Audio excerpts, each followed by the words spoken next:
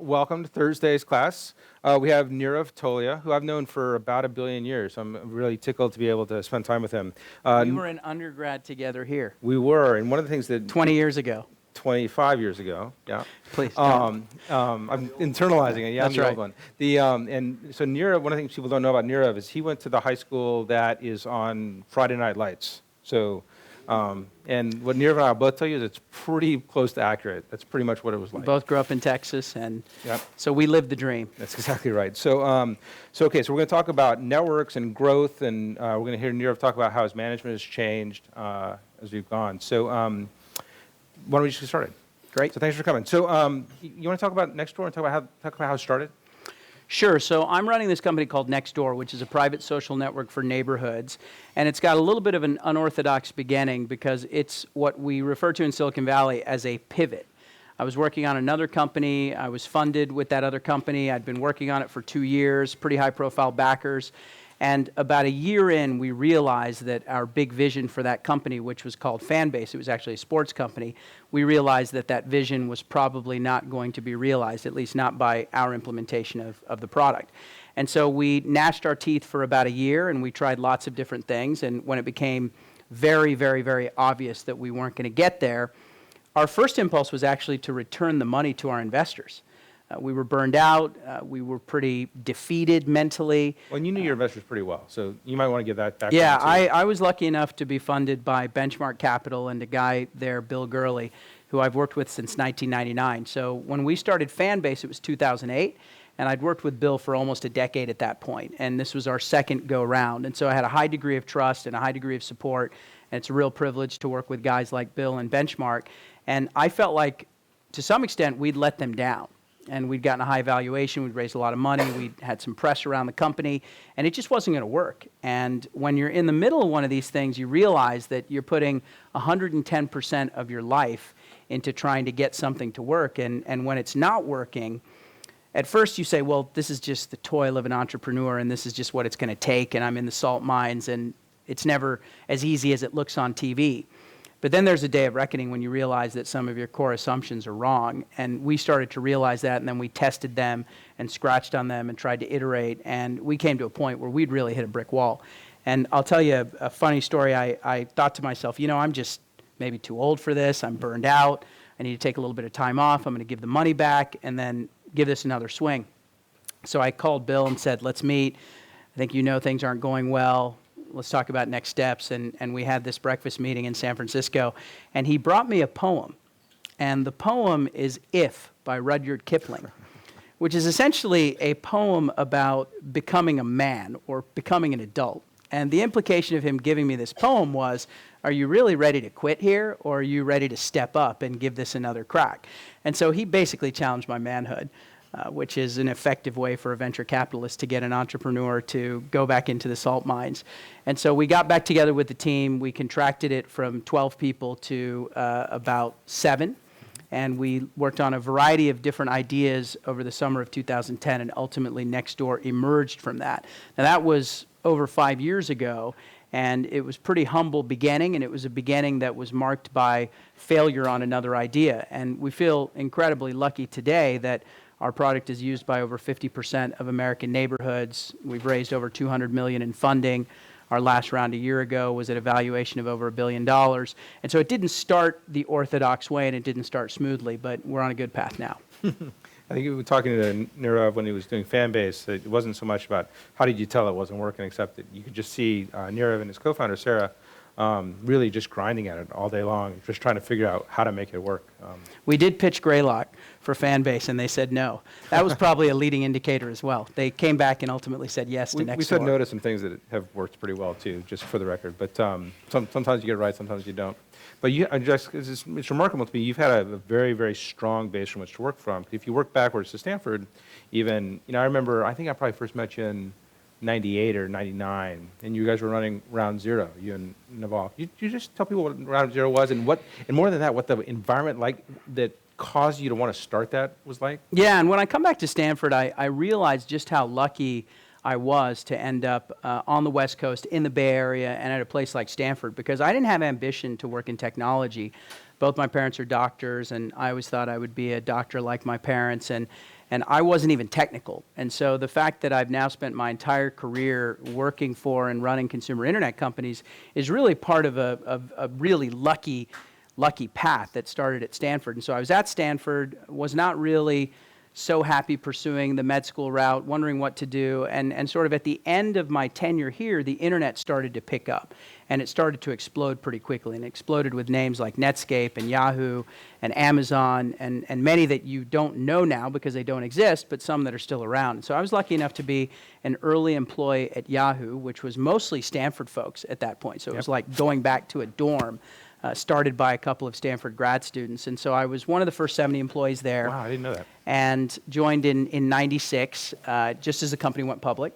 And it was an incredible ride there. I didn't know what I was doing. I had no training. I was not a superstar. I was probably the lowest guy on the totem pole. But early on, watching Yahoo and watching the success of the company, I started to think, maybe I can be an entrepreneur. And maybe someday I can start something like this. And Silicon Valley fuels that. And even back then, it fueled that. Of course, now it's happening every single day. And so as part of trying to figure out how to be an entrepreneur, a colleague of mine and I, we were both interested in starting companies. We said, let's network and try to meet other people in Silicon Valley that want to start companies. And so we started by simply having dinner with 4 or 5 of our friends and talking about entrepreneurial ideas and experiences and just bouncing things off one another. And it went so well because back then, if you were a junior person at one of these companies, you were in the cube farm day and night. You were in the office working like crazy, grinding, and you had no opportunity to talk about other things externally. Back then, all of the things that we have now, all of the incubators and TechCrunch type press and everything else that you guys have to tune into what's going on, that didn't exist. Yeah, you were really just inside your own company. That was the visibility you had. Mostly engineering, like liquidation preferences, like notes, none of that stuff. There was nothing. There was no infrastructure on how to start an internet company because they had just been started. There was no real history or record.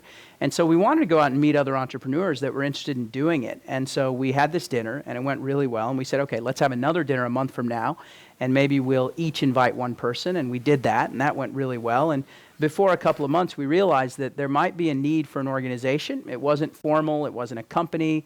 It wasn't really anything. It was just a loose community of entrepreneurs that were coming together. And within a variety of years, because there was such a demand for entrepreneurs talking to each other and learning from each other and networking with each other, within a couple of years, it became the once-a-month event that most entrepreneurs wanted to be at. And we followed a very strict model of invitation-only invites. And speaking about the class, we carried forward a lot of the things that we did in those first dinners, even when we hit a point of scale, where we were having dinners with many hundreds of people. We did the same kinds of things to institute quality control. And so probably at some point during that time, you were invited to one of those dinners. Yeah, and the dinners, even at scale, even with hundreds of people, the format was for everyone to separate into small tables of 5.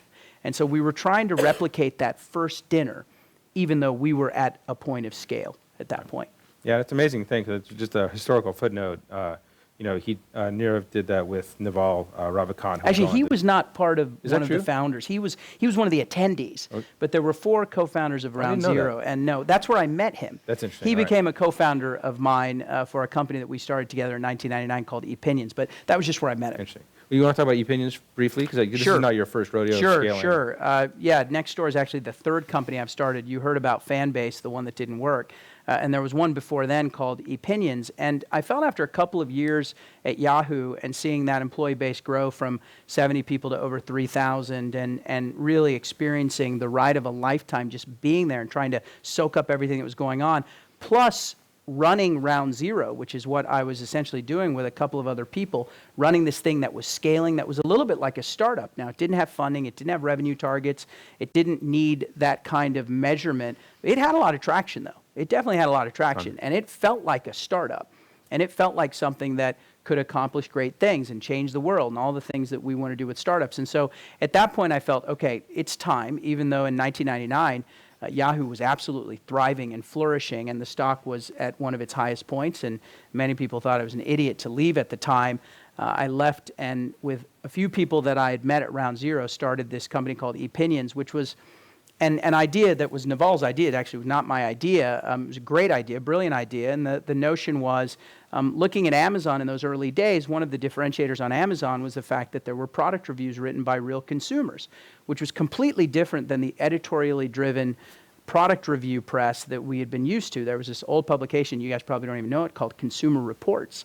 And that's where most people got their data before they bought products.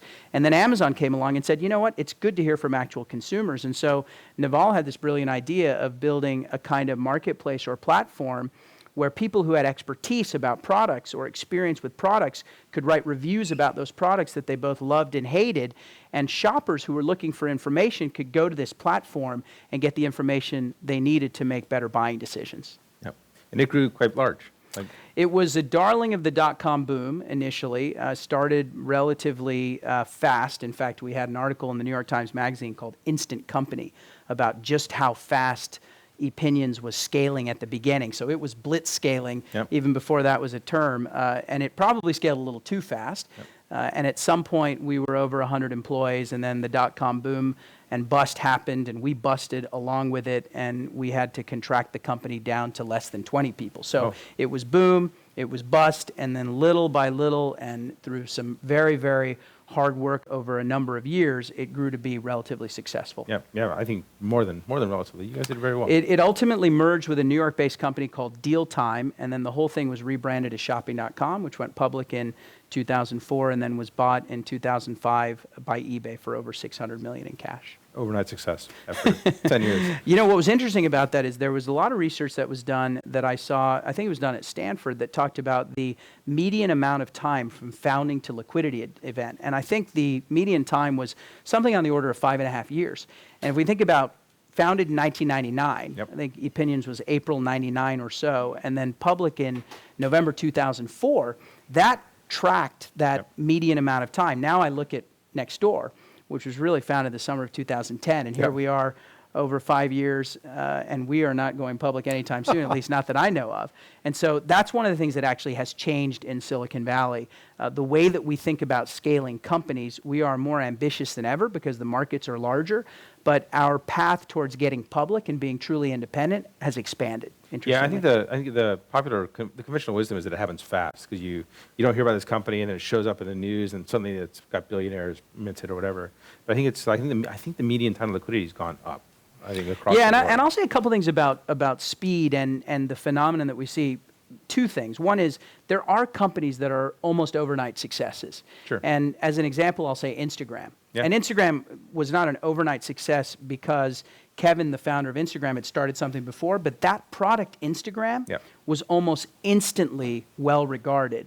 And it was almost instantly one of the top apps on the App Store. And so everyone is looking for one of those, where you literally have lightning in a bottle. You just happen to have created something that a lot of people really love. So you want to have one of those things.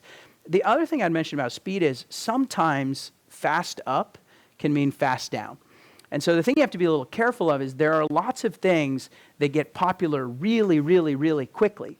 And then they lose that popularity and they come down almost as quickly as they went up. And a sector in general, not naming any companies, but a sector in general that was like that was games, and specifically games on Facebook. There was a period of time when you were getting cows and other things thrown at you on Facebook or whatever people were doing in the feed, and it was the main thing that you saw on Facebook, and now you don't see it at all. All those things are gone. So Facebook as a distribution platform for gaming companies has dried up as quickly as it grew into the dominant platform. It's Chris. Yeah. If there's another bust, like what do you think the things that founders who need to contract their companies are most likely to mess up? I don't know that there will be another bust, but I do believe pretty strongly in cycles. And I think that we are at the height, or we have for some time been at the height of a cycle that feels like it needs to come down a little bit. I think probably the biggest mistake we've made this time around is we have once again confused the coolness of an idea with the true market potential. And so people are starting things everywhere, and I think that's great. When they go out and get venture funding, and particularly at the valuations that you're seeing, there's an implication that whatever that funding valuation was, the enterprise value of the company will eventually be worth 10 or 100 times, whatever that thing is.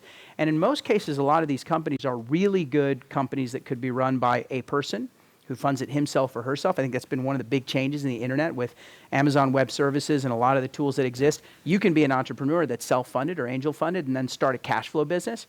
And I feel like a lot of these venture-funded things are essentially cash flow businesses. Yep. They're not bad businesses, but they're not great venture-funded businesses. And so when you start to realize, you know, my actual market is a $100 million market, but I raised money at a $100 million valuation and I need to get to $1 billion, you start to do a lot of unnatural things. And I think that's where we're going to see a lot of trouble for companies. Yeah, so usually you use venture because you feel like you need to fund growth to get network effects that are become unassailable over time, which I think will lead to the conversation we're about to have in just a second.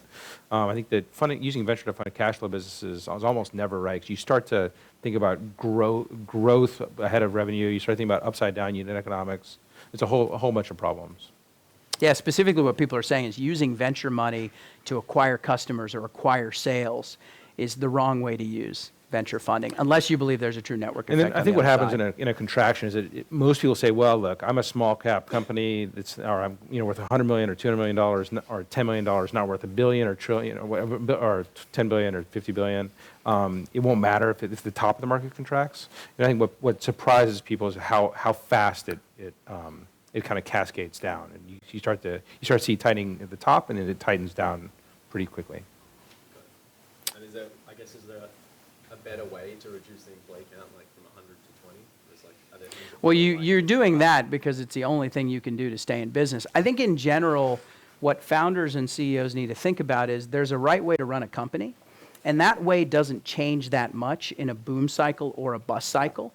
It's making sure that every head is extremely valuable and that you're not growing too fast from a headcount standpoint. It's making sure that your assumptions are constantly being reproven. It's making sure that you have a long-term strategy and you're taking all the small steps necessary to get to that strategy. A lot of the things that you do in a bust are really good things to do during a boom as well. And I think that's what the companies that survived the bust last time, that's what they learned. They learned that the way to operate a company, or the way that we were forced to operate companies in the bust, are pretty good ways to operate the company even in a boom. All right, so let's move to Nextdoor. So you want to talk about, give us a sense of Nextdoor today. Talk about maybe let's start with the product. So talk about what the product is. So the premise of the product is that while we have social networks to easily connect with friends and family, and that's Facebook, and to people that we're interested in, and that's Twitter, and finally to our colleagues, that's LinkedIn, there isn't a social network that will help us easily connect and communicate with the people right outside our front doors. And the people right outside our front doors are typically our neighbors, the people who live in our neighborhoods and our local communities. It's a little different for college kids because your neighborhood really is Stanford. And so Facebook is a perfect application, or whatever, Instagram, Snapchat, whatever's being used on campus. But once you leave Stanford, you move to a new place, you won't know the people around you. When we started the company in 2010, we were really shocked by this statistic, which is almost 30% of Americans couldn't name a single neighbor by name.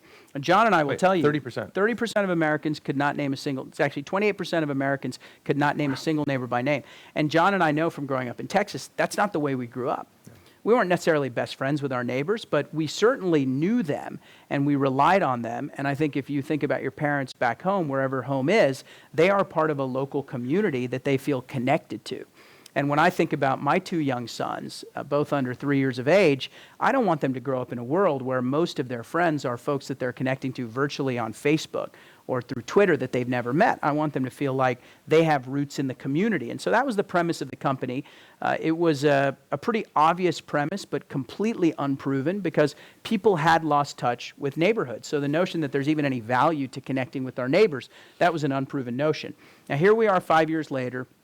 We have over 80,000 neighborhoods that are using Nextdoor.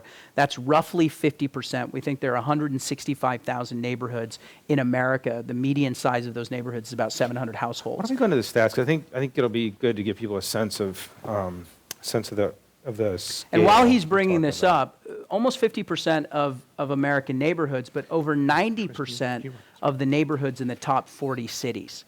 So in almost every major city, if you want to connect with your neighbors using technology, you're going to use Nextdoor. And what's interesting about Nextdoor, particularly in the context of this class, is that It was not an overnight success, and it's still not an overnight success. It was a very long, hard road, continues to be, but it's picking up steam. And so we've got a couple of slides here that we're bringing up, and I'll talk you through these, but the basic notion is that when we started the company, because this thing Fanbase that we'd been working on, because it hadn't worked, and with Fanbase we had this grand ambition of can we create bottoms-up community to create a competitor for ESPN. That was the grand vision for Fanbase. We didn't get anywhere. When we started Nextdoor, it was much less about the grand vision. Now, Halloween is a very neighborly holiday, so we've got the Halloween faces here. I'm not sure if there's any trick-or-treating going on here at Stanford, but once you get out, you'll realize there is trick-or-treating. But when we started Nextdoor, we were probably a lot less ambitious with our long-term vision because we had just come off a failure. What we were very focused on was, can we just make this thing work in a small set of neighborhoods so we can get a proof of concept, what people commonly refer to as product market fit. So now we can go to the next slide. I'm going to go back as far as 2013. Of course, we started the company even before then. And you can see if we look at a couple of our key metrics, let's think of them as almost growth and engagement and then finally external validation. You see a couple of things. You see tremendous growth, but look at the scale of growth recently. And so this is blitzscaling from a metric standpoint. This is John's favorite essay, Do Things That Don't Scale, at the beginning. If you get those things right. Yeah, if you go to the next slide, I think I have it, actually I may not, yeah, I have it in the next slide. So our first year of Nextdoor, we had 176 neighborhoods. It took us an entire year to get 176 neighborhoods to use the service. And my co-founders and I, we talked to most of the people that started every one of these neighborhoods. To start a neighborhood on Nextdoor, you have to put in your address, you have to draw the boundaries of the neighborhood, you have to name the neighborhood, and then in some period of time, 14 to 21 days, you have to get 9 of your neighbors to join and all verify their addresses. So starting a neighborhood is not easy. If you think about 30% of Americans don't know a single neighbor, we were looking for those neighbors that knew at least 9 others. That's how we could create that critical mass. This is a little counterintuitive, because if you didn't get that done, you'd send a note and say, okay, good try, we're going to turn off your neighborhood for a while. If you started a neighborhood and you didn't have 10 people, it was called a pilot. And the pilot would expire originally in 14 days, and then eventually we extended it to 21 days. And of the 80,000 neighborhoods we have, we probably have another 80 to 90,000 pilots that have expired. It was a quality control mechanism, almost a game mechanic, because we said to ourselves, look, when we're building these neighborhoods, we need to build the right foundation. And if someone comes along, like John, and says, oh, I'm going to use this for my own personal gain, I'm going to call this John and the Boys in the Hood, I'm going to draw a boundary that's not very sensible, but that makes a lot of sense for me, and I'm just going to invite my friends that agree with everything that I say, well, that wouldn't make for a very useful neighborhood. The people who typically know 9 or more of their neighbors are the folks who care deeply about their local communities. They're the ones who care about Neighborhood Watch. They're the ones who care about neighbors getting to know each other. They're the ones who welcome the new neighbors that move into the neighborhood. They're the ones that act as the social glue, and those were the ones that we were seeking. But it was very counterintuitive because if you think about it, it takes us an entire year to get 176 neighborhoods. And we know that there are 165,000 in the country. Well, you can do the math. How many years would it take us at that run rate to get penetration? It would take us a lifetime, right? But we were focused on something different than establishing the run rate for growth. We were focused on quality. And that was very, very important for us. We go to the next slide. Wait, so one thing. So you keep using this word neighborhood, which I think we all think we understand in our heads, but neighborhood's not at all an obvious thing when you try to draw the lines, right? So you guys had to figure out what they meant. Right? Yeah, there's sort of an interesting fork that we were confronted with early on in the genesis of this idea. And that fork was, do we try to model ourselves around Twitter? And the notion of Twitter is, well, you can tune into conversations based on who you like and who you want to follow, and it's not even symmetric in terms of you needing to get approval to follow someone's tweets. And we said, well, if Nextdoor were like that, you would just put in an address, and then you could tune in to all the conversations going on in some geographic radius or proximity to that address. And you could change that. Like if I'm coming down here, I could say, show me all the conversations that neighbors are having in Palo Alto, as an example. Now, the Facebook way, particularly the way that Mark started Facebook, if you remember, you had to have a university email address to join the Facebook for that university. So I had to use my Stanford alumni address to join stanford.facebook Nextdoor.com. And that was very different because it made me feel like I was part of a community. Now, it was harder to get critical mass because it was just people who'd gone to Stanford or were at Stanford that were part of that community, but it made me feel some identity. And so we decided early on, every one of these neighborhoods is going to have a discrete boundary. That meant we needed to build a geospatial platform in addition to a social networking platform. We decided that every one of these neighborhoods is going to have a distinct name, and every one of these neighborhoods needs to have identity behind it. Because when you ask someone where they grew up, tell me again the city that you grew up, San Angelo? San Antonio. So he grew up in San Antonio, but if he met someone in San Antonio, he would say, this is the neighborhood I grew up in, whatever it was. Well, in fact, I did. I sat with Josh earlier, and we talked about how my wife grew up in Alamo Heights, which is part of San Antonio. Yeah, it's exactly right. And so it's a very important part. In fact, the interesting sociological experiment we did is we said, when you meet someone for the first time, say at a party, what are the things you talk about? Well, I go up to John and I say, hey, John, nice to meet you. Why are you here? And he says, oh, well, this is Peter's party, and Peter's a friend of mine. And I say, oh, Peter's a friend of mine, too. That's sort of Facebook. Then I notice that he's wearing a Stanford shirt. And I say, oh, you like Stanford? And he says, yeah, I went to Stanford. And I say, oh, I went to Stanford, too. And that's a little bit of Facebook, a little bit of Twitter, right? Then the next thing, if you're in Silicon Valley, is you say, where do you work? What do you do? That's always a part of your identity. And he says, oh, I'm a venture capitalist. I say, oh, interesting. That's sort of LinkedIn. But almost every single time when you meet someone, and think back to when you met people your freshman year and when you meet people now, you say, where are you from?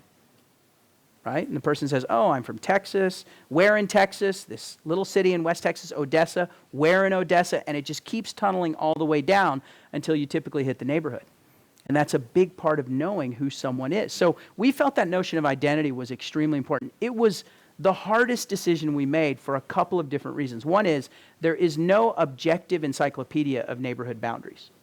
People argue about neighborhood boundaries all the time. So we needed to create a Wikipedia-type system where we would have the community create a set of boundaries. That was hard. The second thing we said is we're going to make the conversations private unless you live in the neighborhood. So everyone who joins Nextdoor has to verify where they live. Very counterintuitive. People talk about reducing friction. We increase friction, right? And finally, we said there isn't even going to be a neighborhood unless 10 neighbors can come together in 21 days. Question? So how did you find these people who are so integrated into their community, like the 170 individuals across the country who were able to bring Nextdoor? Well, we started in the Bay Area, and we started by asking all of our friends. It was basically like a game of telephone. We would ask all of our friends, do you know anyone who's really involved in the community? And they would say, well, yeah, I know these people. And we'd talk to them. And if they were people, then we'd say, can you start at your community? If they weren't, we'd say, do you know someone? And it would just feather out that way. At this point, and this is really one of the lessons, I think, around scaling, all of those things that we did manually, we initially manually verified people's addresses. We would say, can you send me a picture of your driver's license? Right? Or can we get a homeowners association roster and go through there one by one and get people to be verified? We would go door to door to get people to join. There are all these things we did completely manually where we rolled up our sleeves and it was very dirty work and it was never going to be scalable. And we knew it. But we were just looking for signal in the noise. And then systematically since then, we have made those unscalable things scalable with technology. And that's what has enabled that growth. Systematically, we've taken verification, made it automated. We've taken neighborhood boundaries, the whole thing's automated. Now, if you want to join Nextdoor, you come in, you put in your address, you're put in through an automated application that then dumps you into the pilot program, which is completely automated. All the reminders. In the early days, my co-founder, Sarah, would call these neighborhoods that were getting started, that only had 5 people, and she'd call up the person and say, come on, you can do it. You can do it. Just invite one more person. They might know another person. Right now we have all of those hooks built into the platform. And so we just looked for signal. We looked for fit. We looked for some fidelity and some notion that what we built was real. We didn't worry about how are we going to scale this. We had to worry about that next. And we've been worrying about it ever since. But initially, we focused on quality. And as we think about the organization today, back then it was 7 people, now it's over 100. We try to do the same thing today.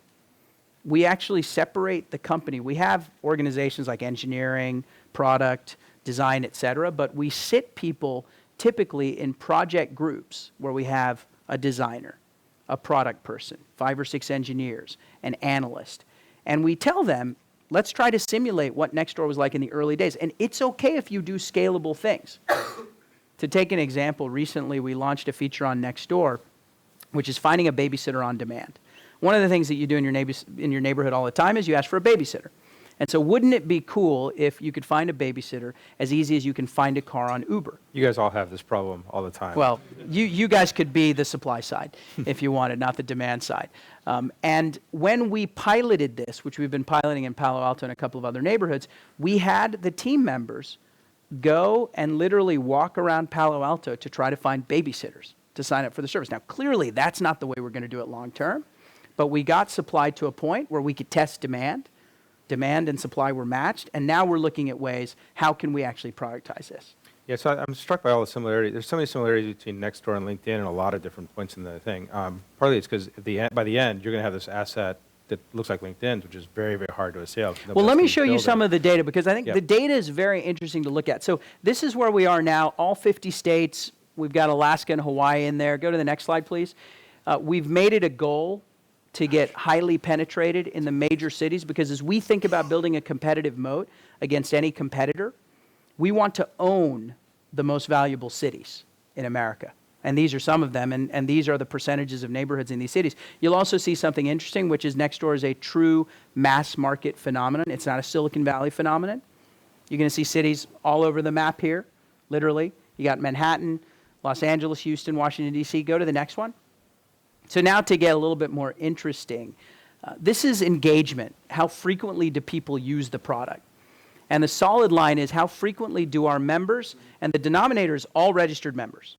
So this is everyone who's ever signed up for Nextdoor. 41% is actually the jagged line. That's the percentage of our members who use the service every other day. And it's remarkably consistent. The two dips are Thanksgiving and Christmas. And what's interesting about it is the reason it's consistent is because while we've had to work to scale the number of neighborhoods, we have not had to work to scale the quality of the experience. Because the quality of the experience was figured out in those early days. And so now we just need more neighborhoods using this thing. Yeah, Alan said that too. Alan Blue said, look, we're content to go slow until we figured out what made people really love it. And then you figure out ways to port There's the a gas time on. to actually step on the gas, and that time is when you're sure of where you're going. And you can be sure where you're going when your users tell you that they love the product. Go to the next Every one. other day usage is pretty good. That's, I mean, look, the ultimate goal for a consumer internet product is what Google calls the toothbrush test. We use our toothbrush once a day, hopefully some of us twice a day, right? And so can you create a product that people are using every single day? That's the dream. Question. Oh yeah, so I guess going back a little bit, you talked about how you piloted these 170 neighborhoods to see if there's any signal, but how did you know that these neighborhoods were representative of the rest of the U.S.? It's a really, really good question. We worked hard to try to get a cross-section of geographic diversity, socioeconomic diversity. We wanted rural and urban and suburban. We wanted senior folks and young folks. And what was pretty interesting is the use cases did have some variation from neighborhood to neighborhood. So in some neighborhoods, people were looking for babysitters.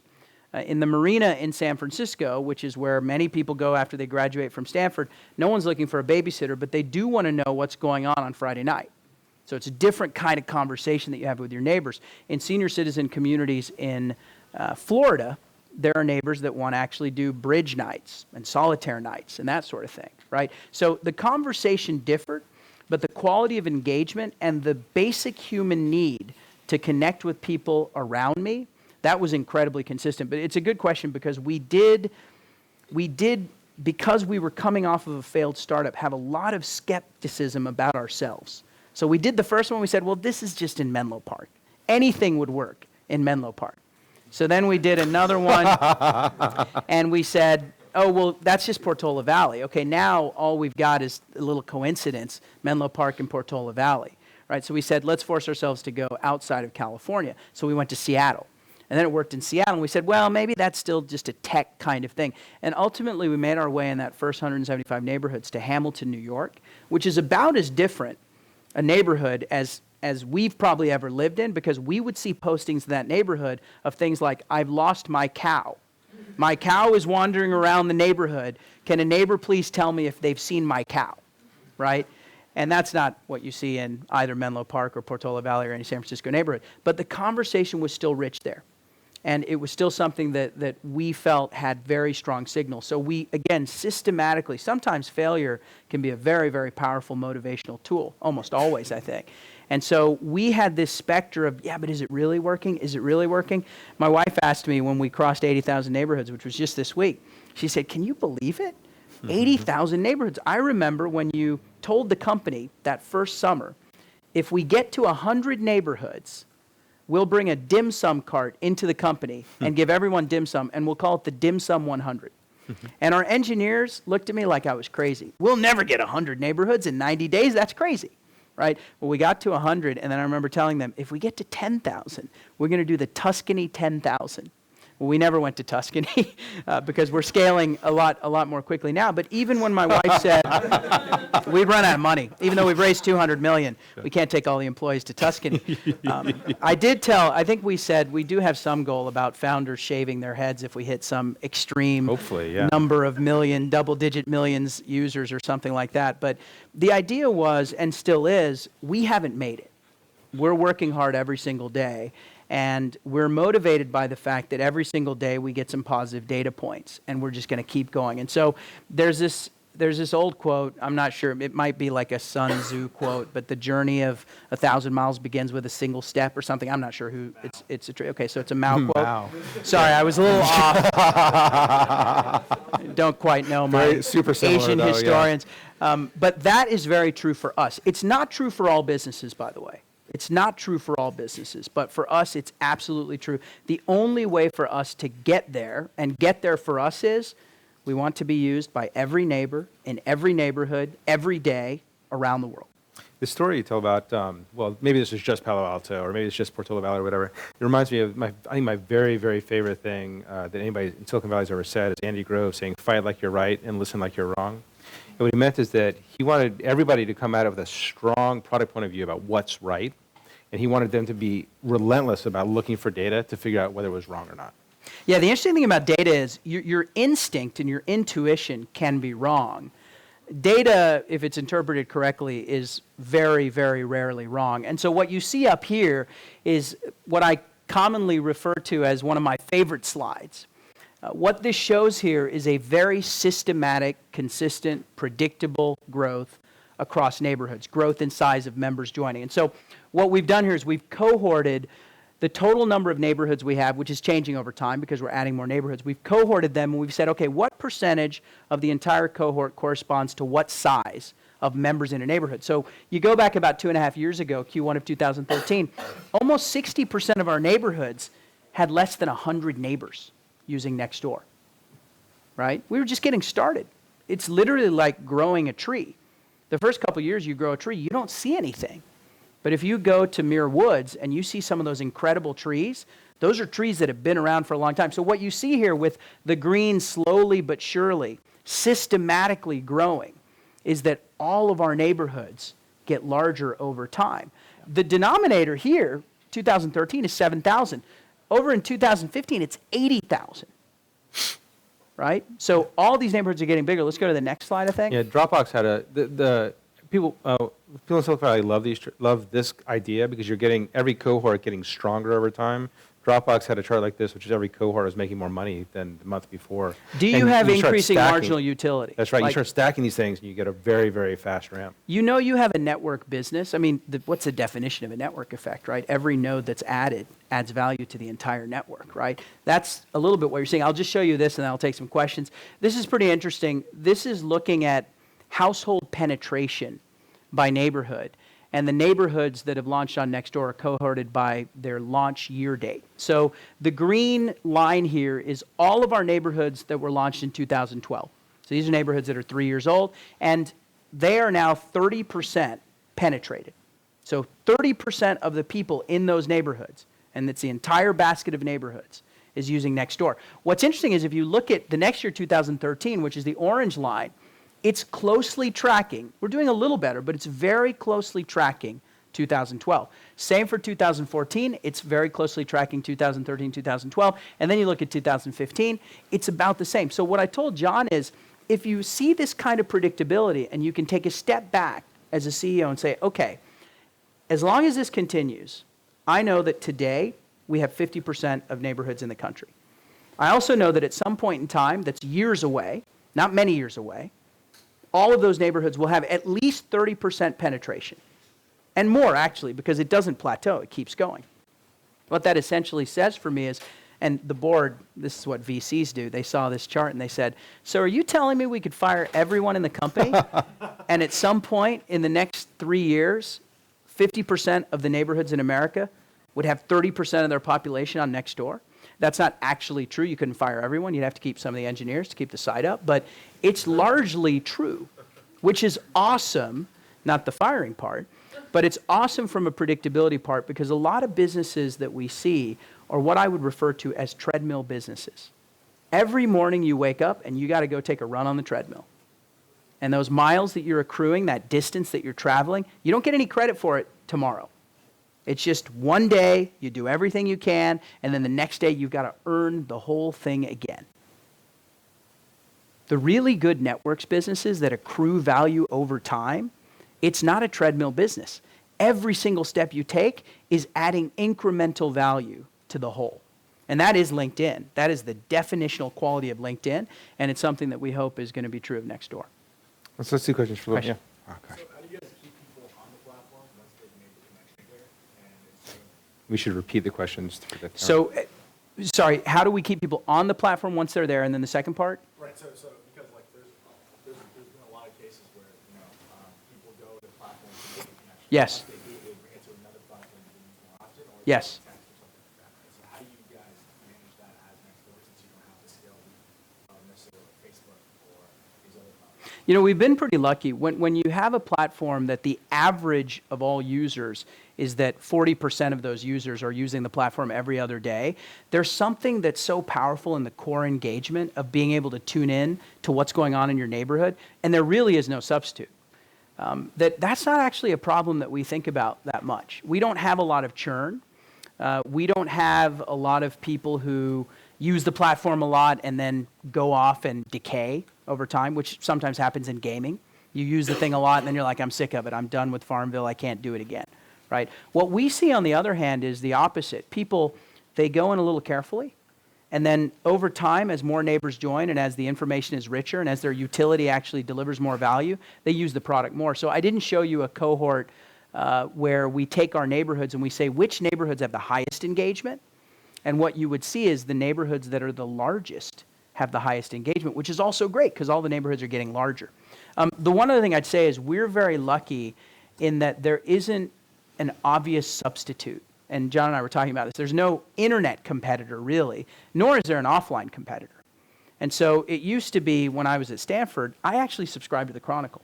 As a student at Stanford, a lot of people did. Newspaper. Yeah, that is a newspaper. Dead trees, the whole Yeah. thing, right? And Words so on I would paper. get information about the local community. I'd read the Daily, I'd read the Chronicle, and that was it. I wouldn't go to CNN.com or whatever. I'd maybe watch the news, but that's where I would get the information. Today, I don't know anyone that reads a newspaper, right? And so how do you tune into what's going on around you? We have to crowdsource that. You said you had 40% retention rate now. Do you remember how it was for the first neighborhood in Menlo Park? Incredibly consistent. And you can actually, if you go back one slide, you'll be able to see it because, one more slide. What's interesting here is this goes all the way back to June of 2014, and it's the same basic average. And so what that means is back then we had incredible retention, and today we do. Now, I always tell people two sides of the coin. The good news is 40% are using it every other day. The bad news is it's not 60%. But it turns out that when you slice the cohorts a little bit more finely, you find that the more established neighborhoods, which are older and larger, they do have increased engagement rates. So it does get better. As a product thinker, you look at that chart, is that, it's nice that you have it, because it provides you a base. Does it seem hard to increase it? As a product thinker, it's like, well, maybe there's nothing we can do in the product. Maybe this is natural. I would say, and the company would agree with me, our product is very coarse. It's not a well-refined product. And the reason for that is we're actually not a product company. We're a community company. Right. And so the thing that we've focused on and the thing that we've built and the thing that we obsess about all the time is community. And community is why we have 80,000 neighborhoods. But the product that services those communities, there's a lot of upside. a ton of upside. And all we have to do is look at the neighborhoods that have the most penetration to see rates that are much higher than 41%. So it's really about getting all neighborhoods to be like the best neighborhoods. So what are your biggest growth bottlenecks, and how did you figure out what they were? We have a core growth bottleneck that is, it's sort of an interesting conceit because the bottleneck is also the reason for the service. So social networks typically grow through virality. And virality is, I invite you to the service because I'm going to get something out of inviting you. Google is not a viral service. You tell people about Google because you just like it. It's word of mouth driven. But LinkedIn, you send a connection request to someone because you want to be connected to them. So we're the latter. Interestingly, though, because Americans don't know their neighbors, they have no mechanisms to invite their neighbors. Now, the reason it's an interesting conceit is if they did know their neighbors, there would be no reason for Nextdoor to exist. And so the reason that growth is so difficult for us is because of the value proposition that we're trying to create, which is people don't know their neighbors, so they can't easily invite them. If you think about Snapchat and Snapchat's growth, and we think about Instagram's growth as well, the social graph is something that Facebook doesn't have a monopoly on. All of us who have phones are carrying around our own social graph on our phone. It's not actually unique to Facebook. And so when a new service starts, if it's a service that relies on your friends, you can typically hit one button and bang, that whole thing is populated. There is no easy way for us to go neighborhood by neighborhood and populate the whole thing. We have to find one neighbor who knows two neighbors, and those two neighbors know two neighbors, and so we sort of systematically grow that way. We accelerated or heightened our growth problem by making a decision early on that the conversations would be private. So that means no SEO, no social sharing. So both the virality and the discoverability of Nextdoor, both of those things are severely hampered, which is why if he looked at this company before and we were just sort of whiteboarding it, he'd say, you've picked a very, very difficult execution path because most of these things will grow either because they're intrinsically viral or because they're easily discoverable. And we've actually done the opposite in both cases. Now, how do we fight those things? We've done some pretty unique things. On the invitation side, we have many members. Our primary way of growing is neighbors invite their neighbors to the service, but if they don't know them, their neighbors, they don't know their email addresses, how do they do it? We pay for them to look at a map of their neighbors and click on the houses they want to invite, and then we will actually send a postcard on their behalf. You'll still do that? We will send this year many millions of dollars of postcards. I think on the order of 20 to 25,000 a day. Now the nice thing is every one of these postcards, one of our members has said, I want to invite that neighbor to the service. And so in the early days, you'd see all these tweets where someone would say, wow, this is really old school. And they'd be showing a picture of a postcard from Nextdoor. It's like, do you really use a postcard to get someone to join an online service, right? A little counterintuitive. And what, maybe I want to talk about nearby neighborhoods. That was a Yeah, I mean, one of the things that you also want to look at is that virality, like, is there a way to increase the viral vector that you could possibly have? Because if I say to you, I live in San Francisco, you live in Palo Alto, there's no reason for me to invite you to Nextdoor because we're never going to interact. But maybe if we can connect Palo Alto to Menlo Park in some way, because there are some conversations that neighbors in Palo Alto and neighbors in Menlo Park may want to have, classifieds, for example, where you're going to have an extended market. We came up with a feature called Nearby Neighborhoods, where today we not only connect you with your immediate neighbors, we allow you to also communicate with about the 10,000 closest households in other neighborhoods. And so those can be contiguous neighborhoods that are on your border, or they can be neighborhoods that are not exactly on your border, but very close to you. And that did two things. It created a better viral vector for growth, but the other thing it did is it increased the utility of the service. Because, for example, if you have a lost dog, and you want to tell your neighbors you have a lost dog, your dog doesn't know that he's now leaving your neighborhood, and so no one else is going to be able to find him, right, because he's going to the next neighborhood over. And so we had many people who said, look, the utility of the service will be better if I can communicate with a broader set of people. And there were other people who said, I live right on a boundary. I feel like I'm really part of both of these neighborhoods, and how can you proxy that? So it wasn't just a growth driver, it was a quality of experience driver, and I think old school internet is the best growth driver is a great product. You hear a lot about growth hacking and that sort of thing, but ultimately, for a service like ours, every time we do something that really delights our members, we see a puff of growth. It seems to me it also increased engagement a little bit. So it increased the density of people who are around you. It got to the point where, so as an example, the number one use case on Nextdoor is I'm looking for a service provider. So it could be a babysitter or a painter or a contractor, a doctor, dentist, et cetera.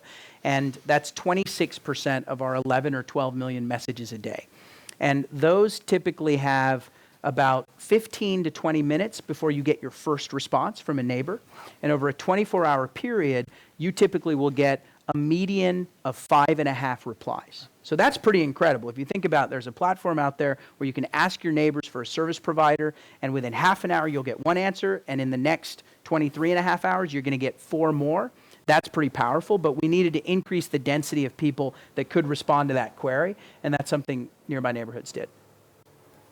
I'm just going to put this thing on Yeah. autoplay for the rest of the time. Go ahead. So there's plenty of questions. How did you think about revenue after? Good question. How am I thinking Money. about revenue? Yeah. So how'd you solve the I'm not revenue sure if Reid equation? has copped to this, but in the early days when we were starting the company and I was leaning on Reid heavily for advice because he's built something like this or something that we aspire to be, to follow in the footsteps of, he said, well, one way I think about it is you build user scale, you build usage scale, and then you build revenue scale. And it's this notion that when building a platform with indirect monetization, which is to say we will not charge our members directly, we need to monetize through ads or some services that we provide them or something like that. The path that you do those things in, because each one of these problems, growth, engagement, and monetization, each one of these problems are very difficult. The only way to solve them is to break them into sequential steps. So the first thing you do is you figure out a reason for people to simply join. Once you've figured that out, you can move on to a reason for people to stay on the service once they've joined and use it. Once you've figured that out, then you can move to monetization. And that's actually the path that Twitter and Facebook have followed. I think both of those companies were probably 4 to 6 years in before they started to truly monetize, and that's where we are today. And so 2016 is a really big year for us. I have an offsite tomorrow morning where as a management team we're going to talk about 2016 and how it's really going to be a great year for monetization for us because we feel like the platform from a user and usage standpoint is at scale. So now it's time to capture value. Yes? So what product insights can you derive from the continued usage of Craigslist, given that it's That's a great question. I think marketplaces are typically driven by liquidity over product experience. So That's the the number question one. was more or less, what can you figure out because Craigslist is still strong? Or said a different way, why is Craigslist still around when 1,000 companies have tried to take it down? And from a superficial standpoint, there's no mobile app that's great for Craigslist. It's not intrinsically built for a mobile world, all these things that you see in great products. I think ultimately you go to buy things where the sellers are, and you go to sell things where the buyers are.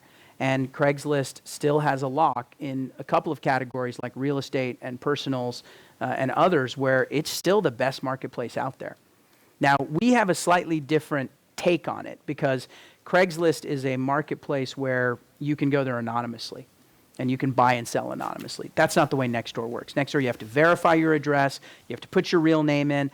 Classifieds for us in Craigslist, that's not the direct competitor. We don't believe that there's a lot of business value for us there. We think they're doing a pretty good job, and we don't have a way of getting that kind of scale because of our model. But I think for other startups that are going after Craigslist, it's not about creating a prettier UI.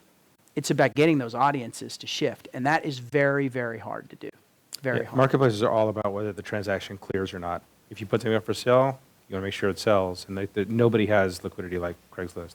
It's brutal to beat them. Sure. Dial yourself back to 2012, at the end of 2012, and what are your management objectives at 2012, 2013, and 2014 as you've seen this trajectory? Yeah, it's a great question. So I use this framework because it has been very helpful in the companies that I've been part of, which is at any given time, you have sort of 5 objectives in a company. You have growth, you have engagement, you have monetization, you have infrastructure, and you have people. Okay, so those are 5 distinct things that you can be worrying about at any given time. And if you think about your total resources or your total focus as a pie chart of all of those things, you have to figure out what are the size of the slices at any given point in time.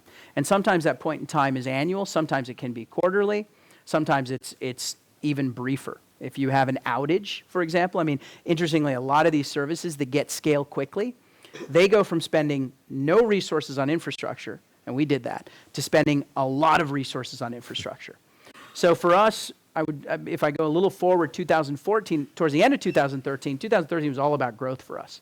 And we haven't put any percentage of the resources on monetization for a long time. Now we're about to get there.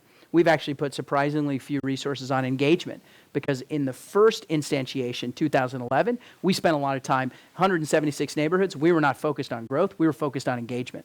And so then the next year, 2012, was more about growth. 2013 was again about growth, and then 2014, we needed to actually invest in the service because it was coming down. We couldn't handle the number of concurrent messages that were being sent and that sort of thing. So again, as we move forward to 2016, I am thinking, along with the management team, about across these 5 things, what's going to get dialed up, what's going to get dialed down. The pie itself gets bigger because you raise more money, you hire more people, you have more resources, assuming that things are going well. But ultimately, those are the 5 knobs that I believe we can control. And as we look towards 2016, because my memory, I probably don't remember 2012 at this point. It's been overwritten. I have limited hard drive space. 2016, certainly we're going to dial up monetization quite a bit. Growth for us in 2016 is about international expansion. So we're not necessarily dialing growth down, but we're directing it towards a different target, whereas we've been domestic to date. And then I think that there should be, I mean, interestingly, of the 50 or 60 engineers that we have, 30% at all times are dedicated to infrastructure, what we call core engineering. That's a lot of resources. That's a big slice of the pie that's on core engineering. And then people is something that you guys talk about this in your class. I mean, as you start to scale the organization, you need to spend more of your resources thinking about how to take care of your people, how to create career paths for them, how to think about organizational structures that maximize the talent that you have in the organization. So we're dialing up organization and people. We're dialing up monetization, right? We have more resources. So in some cases, even though I say we're dialing down growth, we still have the same number of resources towards growth. It's just as a percentage of the whole, it's gone down a little bit. Can you talk about how the planning so you talk about setting these priorities, you've got an offsite. How's that changed as you've gotten bigger? So you're up over 100 people now, heading towards Dunbar's number. I think what happens as you get larger is you have a clearer grasp on the near term, which gives you the freedom to spend a little bit more time planning the near and sort of the mid to long term, I'd say. So in the early days of the company, we think about 2010, 2011, we were not doing annual planning. It just didn't make any sense. We were literally having stand-ups every week thinking about what are we trying to accomplish this week, right? So now we're at a point, I've just hired a great executive for HR to come in because, again, we want to dial up our investment on people. And one of the things she told me was, okay, we're doing this 2016 planning and that's all fine, but what's the bigger picture? Where are we at the end of 2017? Where are we at the end of 2018? And for so long, I've thought, I can barely keep track of what's going on next quarter. Like, I can't think about next year. But then I started to realize the reason it's so important at our stage to think about 2017 and even beyond is we can't, if we don't set that big goal and then work backwards, we may not choose the right things to do in 2016. So what happens over time is you have more people involved. That's sort of obvious. We try to create real bottoms-up planning of the real initiatives. And so, again, as a company gets larger, you want to get as many people involved as possible, but it's hard to do. You have to develop processes to do that, so it's not just chaotic. And so we typically, as a management team, say, in these 5 areas, here's an OKR, an objective and a key result in each of these areas. But how, that's sort of the what. And maybe at a higher level, for me as CEO, I have to articulate why. Why is this important? So I start with why. The team comes in and helps us understand what, but then the how is something that we want everyone in the company to participate in because they're the ones that are actually creating this value. When you're small, you're doing that all in one room in a very sort of haphazard, like you don't want that overhead, off-sites and thinking about strategic planning and, you know, this is sort of paralysis by analysis in the early days. But as you get a little further on, you need to dial that up a little bit. Can you talk about one or two of this, like strategies or tactics you learned from Bill Campbell? Yeah, so I was very lucky with Epinions to have a guy named Bill Campbell on my board who's my CEO coach, and he's probably the most incredible mentor, advisor, coach, management kind of expert in Silicon Valley. In fact, I used to joke because when he was coaching me, he was also coaching Steve Jobs and Eric Schmidt at Google and Jeff Bezos, and he'd come visit me, and I'd say, "Time for the scrub team, right?" Because you've been with the real CEOs, and now you got to come with me. But he's like a business father to me. I would say to most people that most of the good things that I've been able to accomplish, I've learned things from him that have enabled those things, and all the bad things that I've done, he gets none of the blame for any of those. But a couple of things, he ran into it for a long time. He was the CEO, and I think he's still the chair. And they had a set of core values, and the first one was something along the lines of it's all about the people. And so the first and probably most important thing I learned from Bill is it is all about the people. These things that we're building, these companies, these products, these businesses, it all comes down to talented people. And so getting talented people in a room, making sure they're aligned, getting the team together, and then pointing at the mountain and then taking the mountain together, that's what he's exceptional at.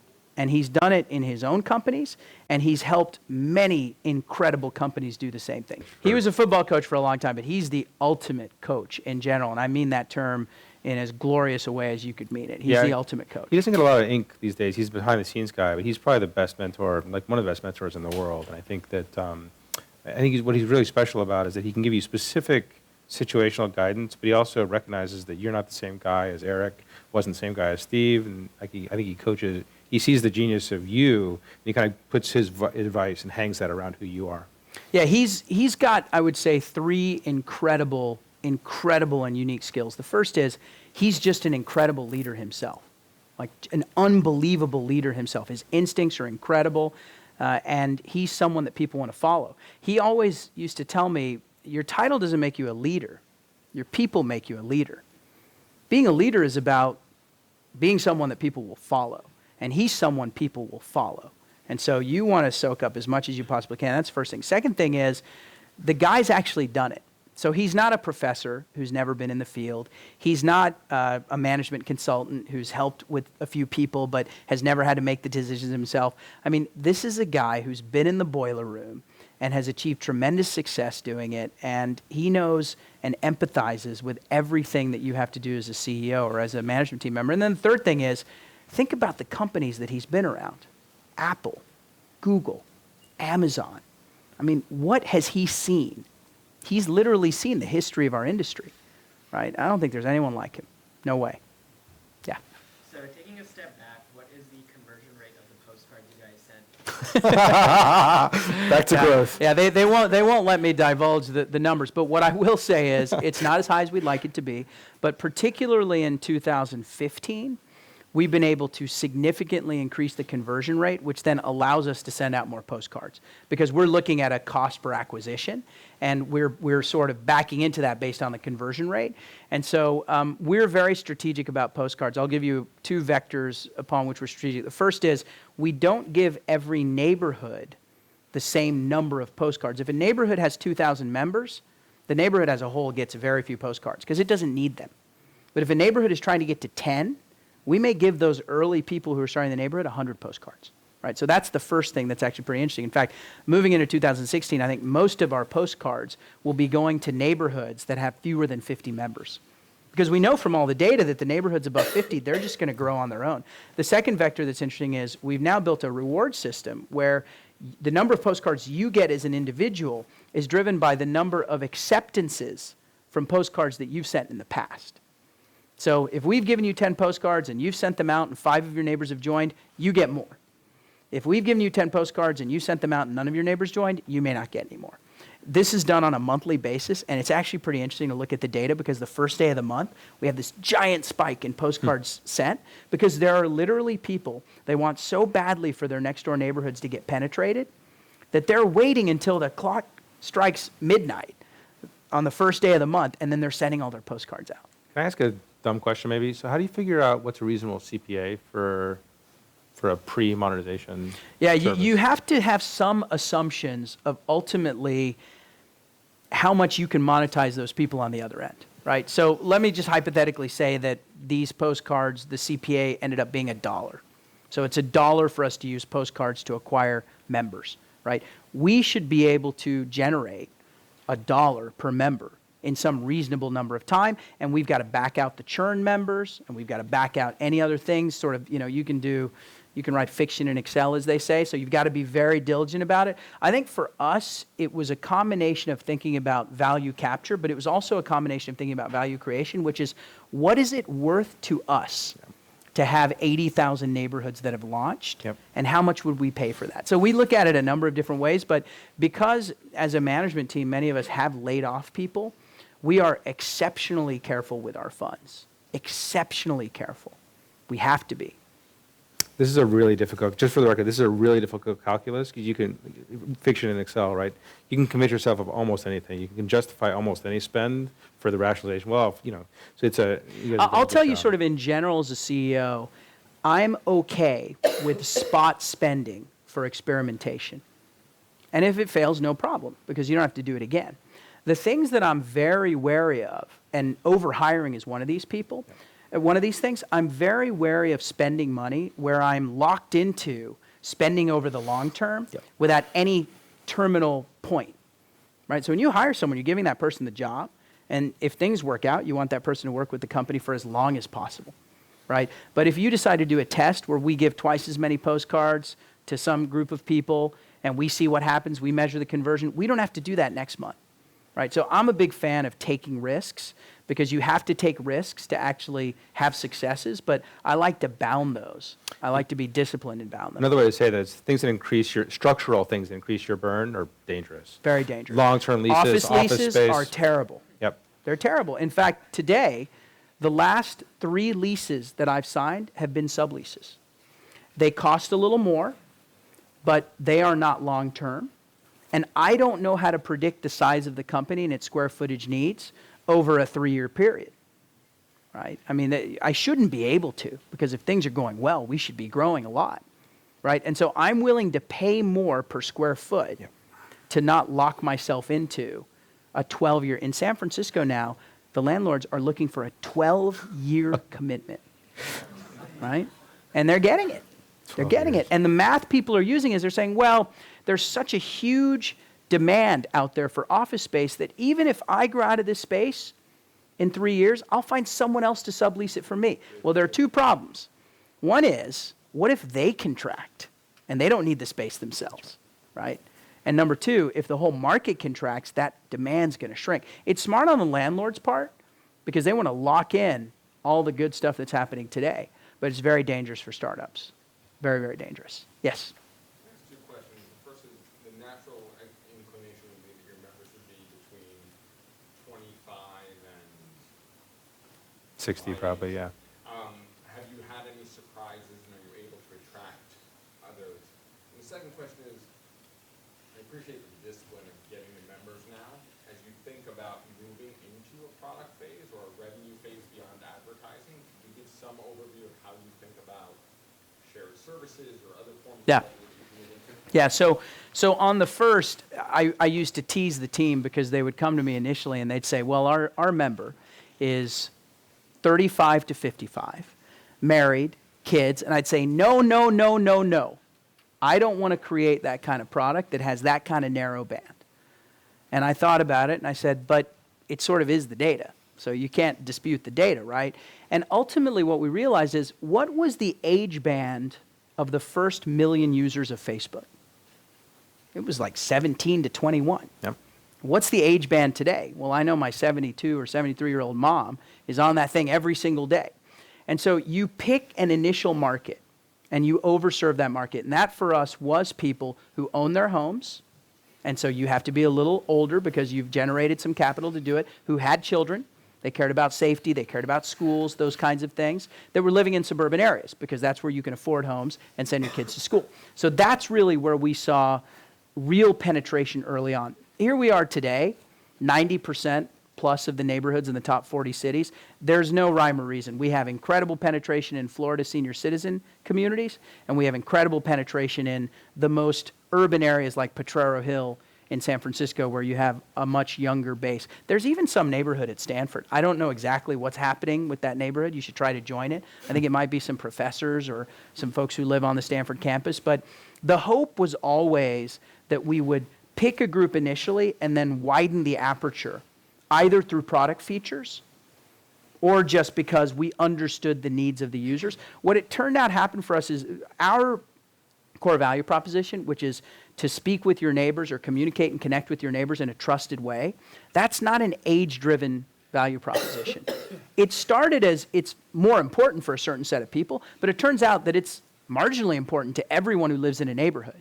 So now the ambition, it knows no bounds. We believe, and we said this at a board meeting a couple of months ago, 100% of the neighborhoods in the country should be using Nextdoor at some point in the future. It shouldn't be just the neighborhoods that have married people. Now, the second question, how do we think about monetization? I think there's interesting learnings here, particularly for consumer internet companies that have indirect models, where you're not going to ask your members to pay. Uber and Amazon, they ask you to pay, right? It's a direct transaction. You know what you're getting into. Google and Facebook, they're free services, and they're monetizing through you. So let's talk about those two as a way of illustrating the way we think about it. For Google, the ads, in many cases, are a part of the product. If you do a query on some commercial thing, you may think of the ads as content. And I think they've even done all kinds of testing and analysis that shows that when they remove the ads on certain queries, trust goes down, it doesn't go up, because they're useful. Okay, now let's think about Facebook, which, by the way, is a juggernaut. They're doing incredibly well, and I have tremendous respect in every way for what they're doing. However, I have never clicked on an ad on Facebook. And I've never thought to myself, I'm going to Facebook, and I hope I see an ad that I like. Right? And so they have said, we have such incredible scale, and they do, 1 billion concurrent users in a single day, that we can just put a couple of ads in there and we can drive what they refer to as demand generation, whereas Google has focused on demand fulfillment. When you go to Google and you type in digital camera, it's because you want to buy a digital camera and they're going to help you fulfill. When you go to Facebook and they show you a picture of the newest camera and 100 of your friends like it, you may actually say, cool, I want to go buy this camera. But that's demand generation versus demand fulfillment. That's the way we're thinking about Nextdoor as well. So I'll give you a couple of examples. I mentioned that 26% of our use cases are around finding a service provider. That's demand fulfillment. Neighbors, does anyone know of a great contractor? Well, we should be able to, in a very straightforward way, monetize that. And we plan to. Now, on the other hand, real estate agents are clamoring to get into Nextdoor because they either want to tell you how much your home is worth so you can sell it, or to tell you that there's another home around you that's bigger and nicer that you may want to buy. But they want to catch people who aren't necessarily thinking about buying or selling their homes. In that case, it might be demand generation for us. So we're thinking about both of those, but I think the important thing is over half of the conversations that go on Nextdoor are what we would call transactional. There aren't status updates and photo sharing. Like, it's not like you come back from Hawaii and you say, hey, neighbors, look at these killer waves that I just surfed on, right? It's much more you go to your neighbors and you say, hey, I'm thinking about where to send my kids to school. Do you guys have any feedback? If it's a private school, that's a very large, high economic value decision. And so the good news for us is there are conversations about cleaning up graffiti and about getting together to have a barbecue that aren't easily monetizable. But in Google's case, only 30% of the queries are where they generate capital. And we might think of Nextdoor the same way. That 50% that's transactional, we want to drive both demand fulfillment, which is very straightforward, but we also want to think critically about demand generation. All right, so I think one more question, and then we should wrap up. Okay, Yeah, right. This one right there. Do you police your neighborhood from like toxic individuals? Because I mean, they are kind of their name is there, but they may not really care about their neighbors, and they may. There's been a lot of discussion recently about how do we make these conversations as civil as possible. Because we do require verification, we also screen out all sex offenders because they're required to register where they live, so you cannot join Nextdoor if you're a sex offender. And because of this core intrinsic thing, which is if you're mean to your neighbors, you may see them in the real world the next day. If you're mean to someone on a message board on the internet, and that happens all the time, message boards and comments tend to be cesspools of meanness in many cases, right? But it happens much less on Nextdoor because you have to see these people. If you raised your hand and you said something really inappropriate and mean, you come back to class a week from now and all these people see you. That's a different kind of regulation. That being said, whether it's education around the right way to report criminal activity, or whether it's the neighbors talking about some political issue where there's a disagreement, we have to remember that civility and constructive dialogue is the way these neighborhoods get better. And so that's actually, as we think about 2016, going to be one of our big focuses, because before we had these massively penetrated neighborhoods where there were thousands of neighbors communicating, it was mostly all utility. There's no bad actors. When someone says, hey neighbors, do you know of a great dog walker? That's not a good opportunity to be mean, right? But in San Francisco now, if someone posts, hey, here's the ballot for the upcoming election on November 3rd, and here's who I think we should vote for, there's a very spirited conversation that goes on after that, and people disagree, and that's okay. That's good, because we want that conversation to happen, but we want it to happen in a constructive way, and that's something we're focused on. I think every large platform, Facebook went through this a little bit where it was used as a platform for bullying, and sometimes it still can be, stalking, that sort of thing. Any large platform that gains scale, and Facebook is at the very top of the list, has a responsibility towards making sure the conversations and interactions are as safe and civil as possible, and we take that seriously. All right, so I think we'll end up. Thank you very much, Nirav. Thank you, guys.